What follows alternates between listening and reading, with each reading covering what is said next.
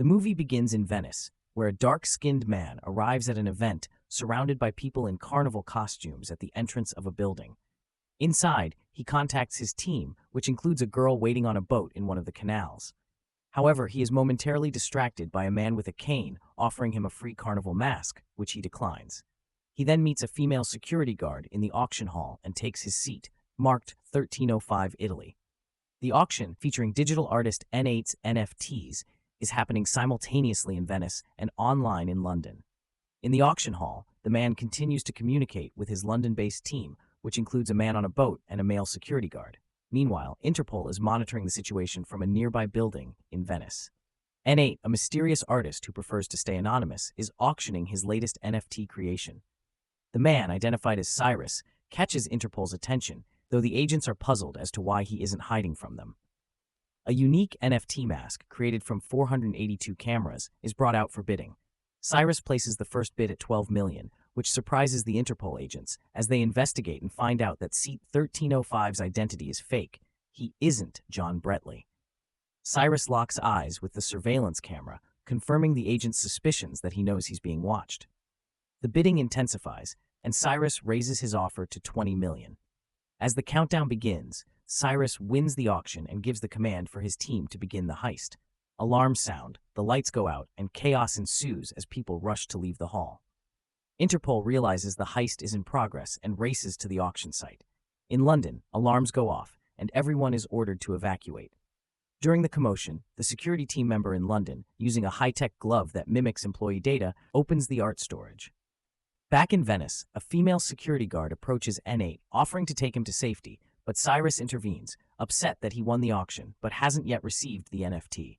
He suggests N8 join him on his yacht to complete the transaction. N8 agrees, and they leave as Interpol storms the building. An agent orders the nearest security guard to block all exits, suspecting a robbery is about to unfold. Meanwhile, in London, the security guy retrieves a Van Gogh painting from the storage. After escorting N8 out of the building, they board a boat that, according to Cyrus, will take them to the yacht. Back in the hall, the agent discovers a golden mask. Suspecting that Cyrus has stolen the NFT and kidnapped its creator, she contacts her partner. In London, the man places the Van Gogh painting in a tube and throws it into the Thames, where an accomplice retrieves it. Cyrus's team, with N8 in tow, heads toward the yacht. The agent spots them from the shore and gives chase. The female security guard activates a fire alarm using her smart glasses, summoning a fireboat that blocks the canal, forcing the agent to disembark and find another boat. She soon finds one and continues her pursuit. Out at sea, the girl uses her glasses to activate floating walls, and the boats race forward at high speed. The walls start rising from the water, but Cyrus's team narrowly escapes through the last one just before it fully closes. The agent, however, is left behind. On board the yacht, Cyrus asks N8 to remove his mask. They finalize the deal and throw a party to celebrate their success. Meanwhile, Interpol agents review the auction footage and identify another suspicious figure, the man with the cane. The agent orders him to be tracked down. News reports begin circulating about the kidnapping of the contemporary artist. N8, recovering from the party, is stunned to find himself at the center of a media frenzy, struggling to understand why he was targeted. Cyrus then shares the story of the Mona Lisa, once an undervalued painting priced at just $25,000, whose value skyrocketed to $860 million after it was stolen. Inspired by this, they staged N8's kidnapping, causing the value of his artwork to soar. His NFT eventually sells for $89 million. N8, overwhelmed, is thrilled. As they toast to their success, Cyrus suddenly remembers Denton, another member of their team. At the same time, the agent interrogates the man with the cane, but he takes it lightly, refusing to cooperate and teasing that Oliver has all the answers. During the interrogation, a package is delivered to the agent, containing an auction tag, a book by John Bretley, and photos of her embracing Cyrus. After reviewing the evidence, she decides to return to London. Back in London, at the Interpol building, Agent Gladwell meets with a colleague who suggests negotiating with Cyrus, but she firmly opposes the idea. She opposed the idea, concerned that cooperating would undermine a year of her investigative work. Her colleague then shared information on Lars Jorgenson, who was once an ordinary banker, but began funding terrorists and manipulating the stock market. His schemes led to massive wealth accumulation at the cost of countless lives. For example, Jorgenson profited from a plane crash in New Zealand that resulted in many deaths and a significant drop in airline stocks. Interpol has been trying to capture him for years, but solid evidence has always been hard to come by. Now, with the arrest of Arthur Teague, a former associate of Lars, they have a crucial lead. Teague had been in contact with the hacker group Leviathan, who are planning devastating attacks on dams and communication systems, exploiting the global reliance on computer technology. If successful, these attacks could destroy entire cities, potentially killing millions, while Jorgenson would profit billions. Though the exact timing of Leviathan's plan is unclear, Teague revealed that Jorgenson promised them $500 million in gold. The gold is set to be shipped via plane in 17 days, but since the shipment is legal, intercepting it is not an option.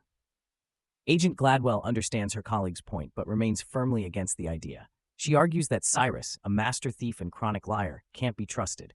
Still, her colleague insists she must secure Cyrus's cooperation. Meanwhile, Cyrus is swimming in a pool when the same book by John Bretley, containing the photo from the intercepted package, sinks to the bottom. When he surfaces, he notices Agent Abby waiting for him. As she approaches, she informs him that he stole a Van Gogh painting, a buyer has been identified, and one of his team members has been compromised. Cyrus brushes off her claims, suggesting her frustration comes from their failed romantic encounter in Paris. Abby denies this, clarifying that her visit has a different purpose. Cyrus, irritated, demands to know her real motive. Abby then proposes a partnership. They need to steal $500 million worth of gold from Lars.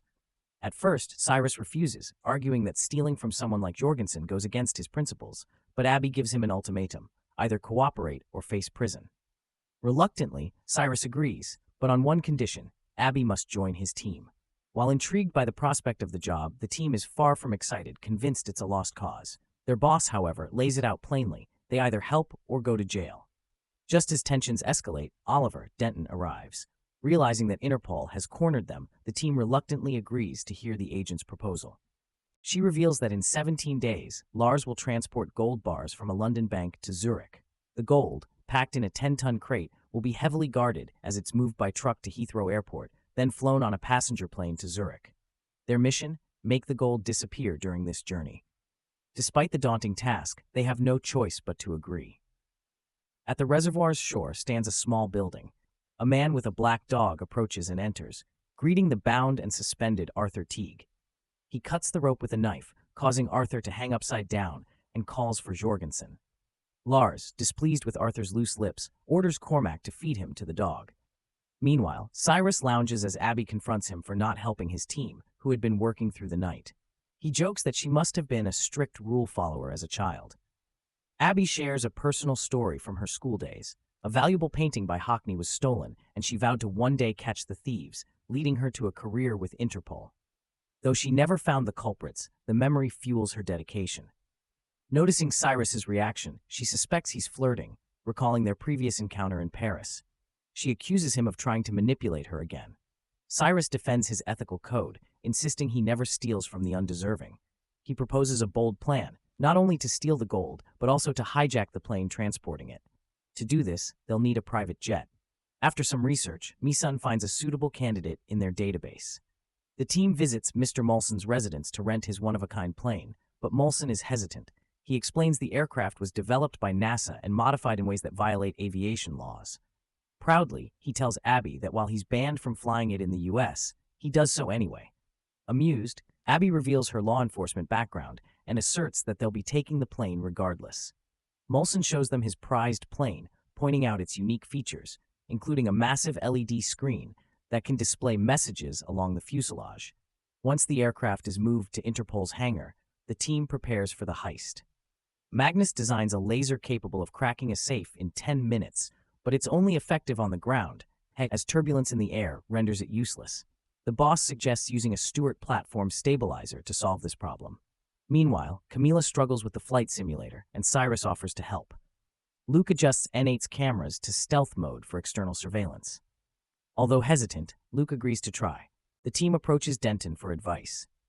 Denton warns the boss that agreeing to this dangerous plan is reckless, but it's too late to back out now. Denton recalls his previous encounter with Abby in Paris, and despite the boss's efforts to dismiss it, Denton senses the lingering feelings between them. The boss insists that their different lifestyles make them incompatible. As Luke works on making the plane invisible, Mi-sun stresses the need for a jammer, portable signal suppression device, to block all outgoing signals from the aircraft. She has already ordered the necessary components, which are set to arrive the next day. However, a major challenge arises. The chances of successfully activating jammers on two planes simultaneously are very slim. If air traffic control detects this anomaly, the plan will fail. Cyrus suggests bribing the dispatcher, but there's another problem. The dispatcher is based in Brussels, and they don't have any contacts there. Abby, however, knows someone who might help. In Brussels, Abby and Cyrus visit a pub where they meet Harry, a trusted informant in a wheelchair whom they relocated to Belgium for safety. Over drinks, Abby and Cyrus explain that they need an insider in air traffic control to discreetly communicate with the pilots and overlook certain irregularities during the heist. Initially, Harry declines, worried about losing his job and being accused of terrorism. However, when Cyrus offers him $1 million, Harry agrees. Cyrus then asks if Harry knows anyone capable of unloading cargo from an A380, and Harry confirms he does. Just then, Abby receives a call from Dennis Huxley, requesting a meeting. At a park, Agent Dennis Huxley introduces himself to Cyrus and informs him that Arthur Teague's body was found on the Irish coast, dismembered and spread across 6 bags. Upon hearing that Teague was a former associate of Lars, the team is shaken. Dennis also reveals that the heist is now expected to take place in 10 days, not the previously anticipated 17. Frustrated by the shortened timeline and feeling unprepared, Cyrus considers backing out. However, Dennis threatens to revoke his immunity and prosecute him if he withdraws. Reluctantly, Cyrus agrees to continue, mainly for Abby's sake. Back at the hangar, preparations for the heist are in full swing. The news broadcasts footage of a cyber-terrorist attack on Madrid's main water supply, causing widespread flooding, ruptured pipes, and 13 fatalities. The team instantly recognizes Lars's signature style and realizes that this attack is just a precursor to his larger plan, set to unfold in 10 days. Feeling overwhelmed by the tightened timeline, the boss decides to bow out and handle the mission solo. However, the team remains united, pledging their loyalty and determination to see it through, together. In his lavish mansion, Lars watches the news coverage of the Madrid disaster. He receives a call from a woman confirming that Leviathan has successfully completed the operation. Satisfied, Lars gives the go-ahead for the next phase, stating that the gold is already being prepped for transport. Back at the hangar, Mi-sun presents her completed jammer to the team, but there's an issue. It looks alarmingly like a bomb. Abby suggests disassembling the jammer and distributing its components among the team, then reassembling it once on board the plane. With everyone's approval, Mi-sun hides the parts in everyday items: a hairdryer for Abby, a camera for Luke, and an intimate toy for Magnus.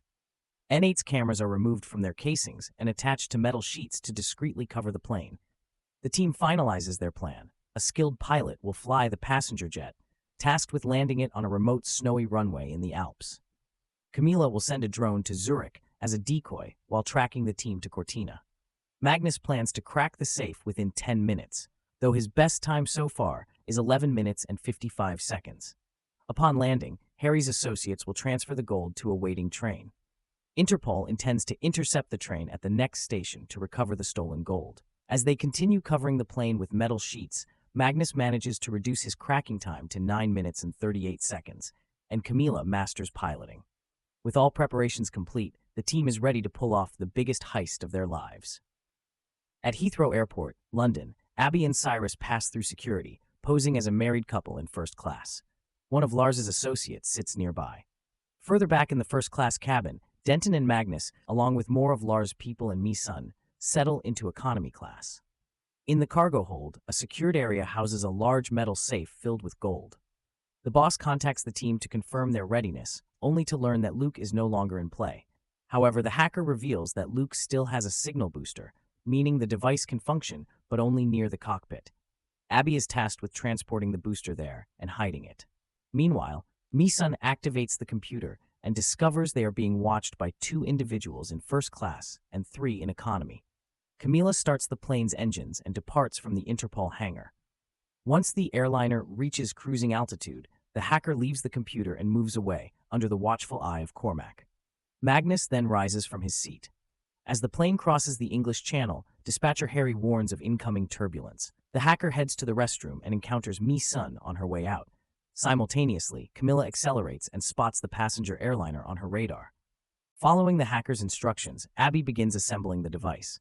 After gathering all the hidden components, she heads to the first-class restroom to construct it. However, as the plane hits turbulence, the device slips from her hands and shatters. Alarmed, Cyrus arrives to check on her, witnessing the accident. He quickly begins reassembling the device as Camila draws closer. In the midst of the tension, a knock at the door forces Abby and Cyrus to pretend they're having a romantic encounter to avoid suspicion. Meanwhile, the female pilot dangerously closes in on the passenger airliner, ignoring warnings from the onboard computer about an impending collision. She maneuvers beneath the airliner, aligning with the connection point. In the control room, a technician notices two planes on the radar, but Harry dismisses it as a technical glitch.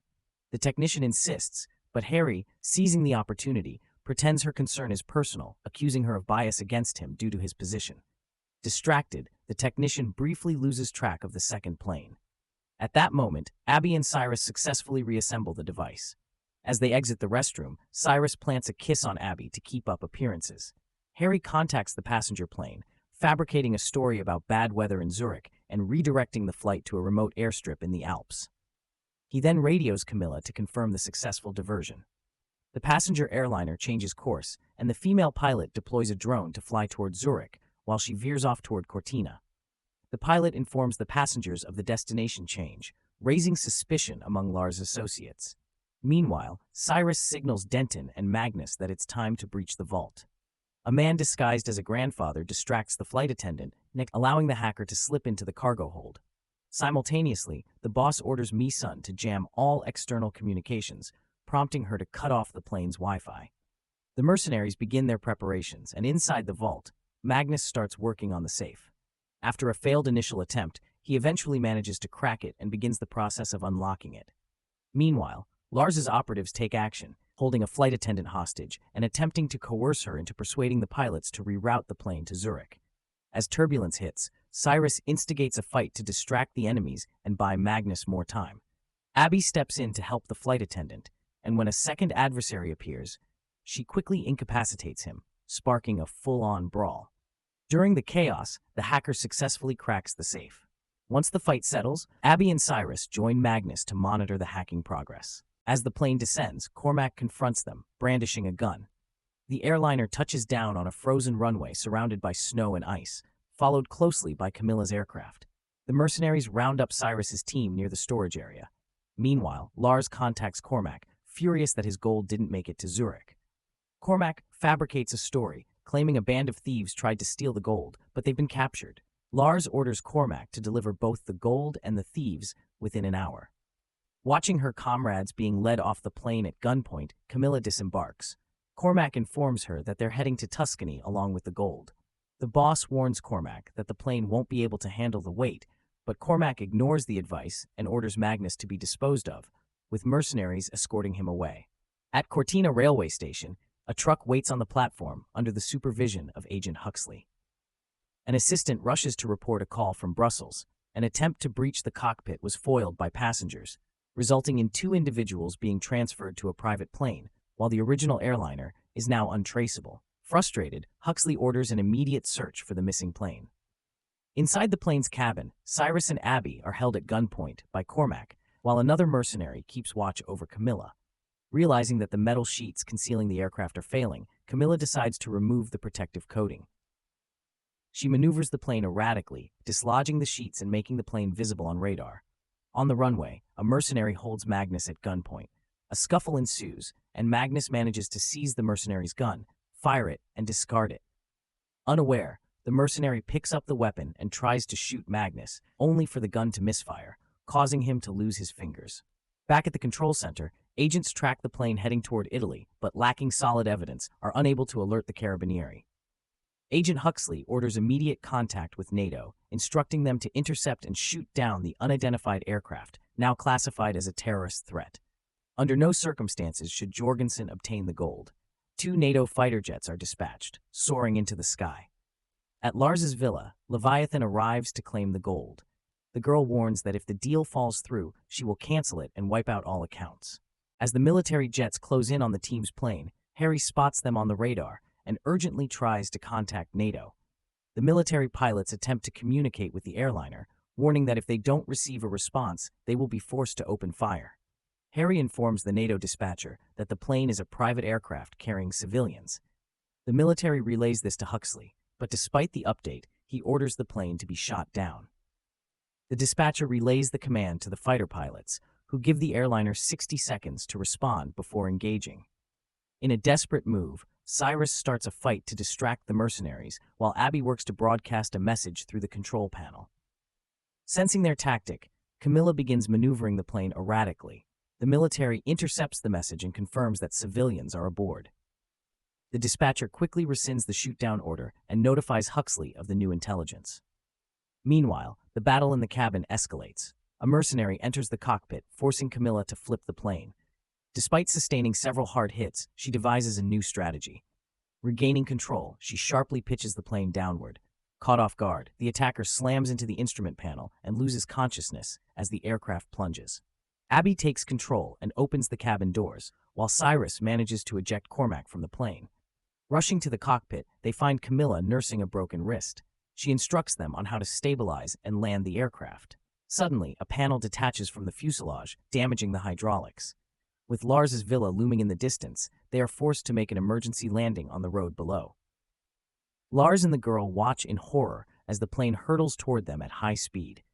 The aircraft barrels down the road, smashing through obstacles, and finally comes to a rest on its side, with a crate of gold tumbling out. As they step out onto the street, they are immediately surrounded by armed men. In disguise, Cyrus discreetly signals instructions to Mi-sun. Larcy and the girl approach the group, with the girl furious after learning that one of the three is an Interpol agent, signaling the collapse of their deal. In a fit of rage, Larcy kills her, demanding to know who the agent is. Cyrus takes the brunt of Larcy's attack. Just then, the police arrive and surround the scene. Larcy attempts to defend himself, but Mi-sun reveals she recorded the entire incident using the plane's fuselage cameras and broadcasts the footage on the plane's screen. Larcy is swiftly arrested. Agent Gladwell returns to her team, only to learn that Huxley had ordered the plane to be shot down, fully aware she was aboard. Outraged, she slaps him across the face, resigns, and then approaches Cyrus.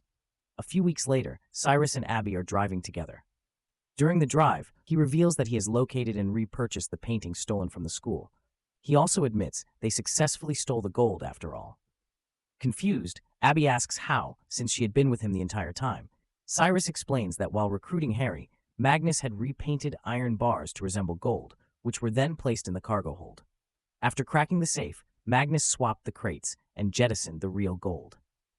Luke hadn't abandoned them. His mission was to safely land the gold. They arrive at a lake where the team is waiting, and together, they retrieve the crate submerged in the water. Cyrus and Abby share a heartfelt kiss. Don't forget to share your thoughts in the comments, hit the like button, and subscribe to the channel. See you in the next videos.